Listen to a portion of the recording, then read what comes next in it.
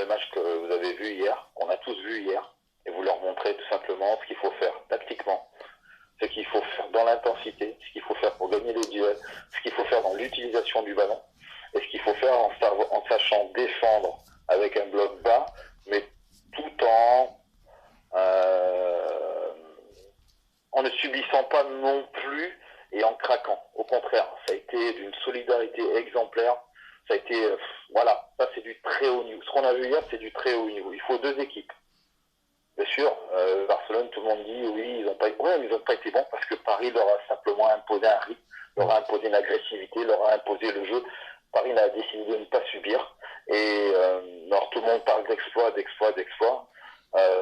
Moi, je dirais surtout que Paris a fait un très grand match, un match, voilà, de Champions League comme on a l'habitude de voir à certains moments de la compétition. Et ça commence toujours par les huitièmes de finale où on est à l'élimination directe.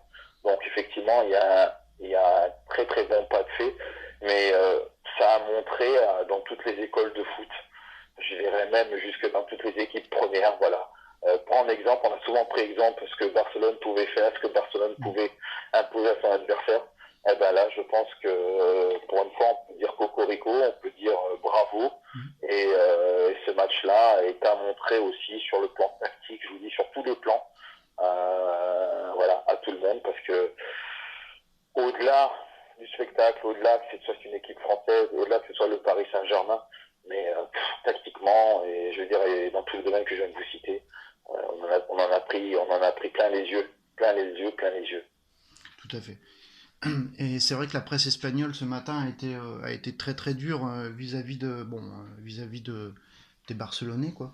Est-ce que vous Mhm. pensez que dans 3 semaines, Barcelone peut renverser, malgré que bon, c'est très difficile, hein, est-ce que vous pensez qu'ils peuvent renverser la tendance? On sait que Barcelone est capable de tout. Voilà. Ils ont été vexés, touchés dans leur orgueil. Bon, maintenant, le Paris Saint-Germain aussi, je peux vous dire que les joueurs sont loin de l'euphorie qu'il peut y avoir autour. Parce que c'est vrai, c'est extraordinaire ce qu'ils ont fait, mais ils sont très loin d'avoir crié victoire. Mm. Ils savent très bien qu'il reste encore 90 minutes à faire, qu'il y a encore beaucoup d'efforts à fournir pour pouvoir obtenir cette qualification pour aller en quart de finale.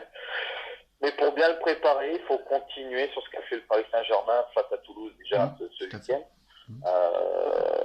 Il y aura entre-temps, il y aura eu le classico français et aller à Marseille. Mm. Voilà, c'est de bien gérer tout ça et de ne pas griller les étapes, c'est-à-dire de ne pas penser déjà au match retour. Voilà. Le match retour sera préparé en temps et en heure, Mm. un peu comme ils ont fait, quoi. Voilà comment ils ont préparé ce match de Barcelone.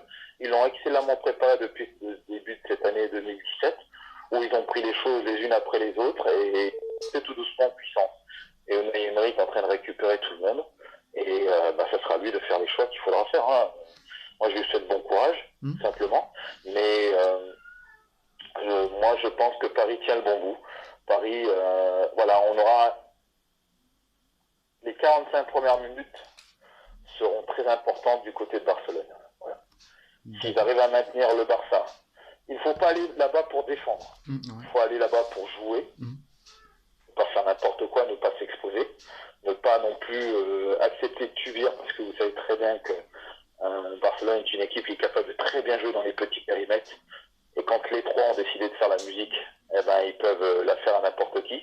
Mm. Mais surtout quand on voit un PSG comme hier, qui est capable de très bien défendre, mais de défendre en avançant, moi je vous dis que je ne vois pas ce que Paris a à craindre. Maintenant, il y a toujours de la vigilance à avoir, mais Paris est sur la bonne voie pour se qualifier en quart de finale.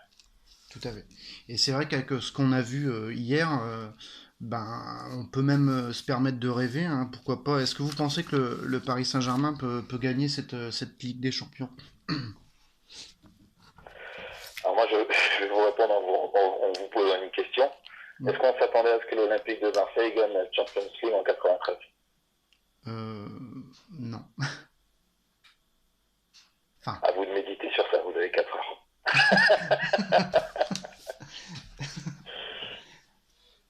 Voilà, non mais bien sûr que c'est possible. Bien sûr que c'est possible que PSG puisse gagner la Champions League. Bien sûr que c'est possible. D'ailleurs, c'est le slogan, c'est rêvons plus grand. Donc, c'est l'objectif du club de remporter la Champions League. Moi, ce que je vous dis aujourd'hui, je ne sais pas si beaucoup de personnes le pensent. Voilà. Ce qui me fait un petit peu peur, c'est que Paris, dans un mois, élimine Barcelone et s'arrête là. Il ne faut pas s'arrêter sur ça. C'est là où Paris doit progresser. Il ne faut pas s'arrêter juste sur l'exploit, parce que tout le monde va dire l'exploit du Paris Saint-Germain. Paris Saint-Germain a éliminé Barcelone. Oui, mais c'est quoi la finalité? C'est d'éliminer Barcelone là en huitième de finale, ou c'est d'aller en finale et gagner la finale? C'est ça la question qu'il faut se poser. Et aujourd'hui, moi ce qui me fait un petit peu peur, c'est juste ça. C'est juste ça. Que se dire, ben voilà. Alors, pas les joueurs, pas Unai Emery, certainement pas l'intérieur du club. Parce que je pense que pour avoir été joueur, on est compétiteur, on a envie d'aller... voilà.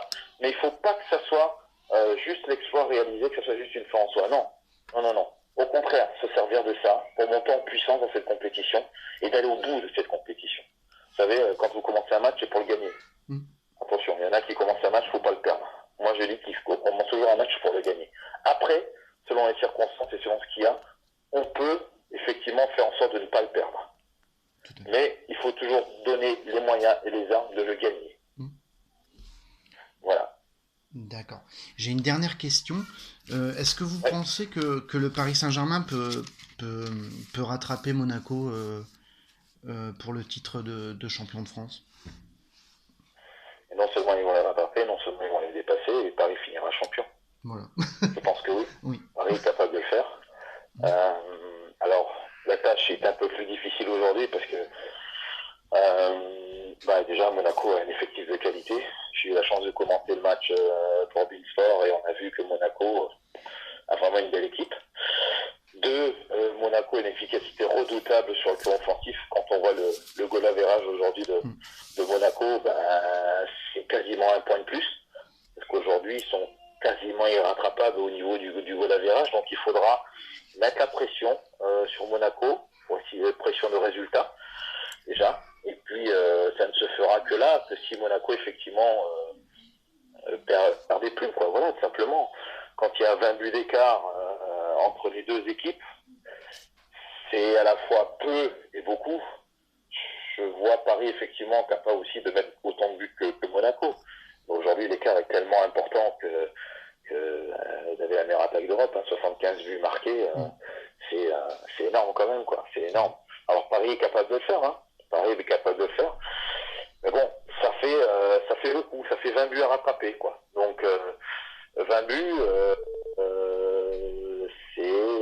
c'est énorme. C'est peut-être l'attaque, c'est peut-être la moins bonne attaque du championnat de France de Ligue 2, de Ligue 1, pardon.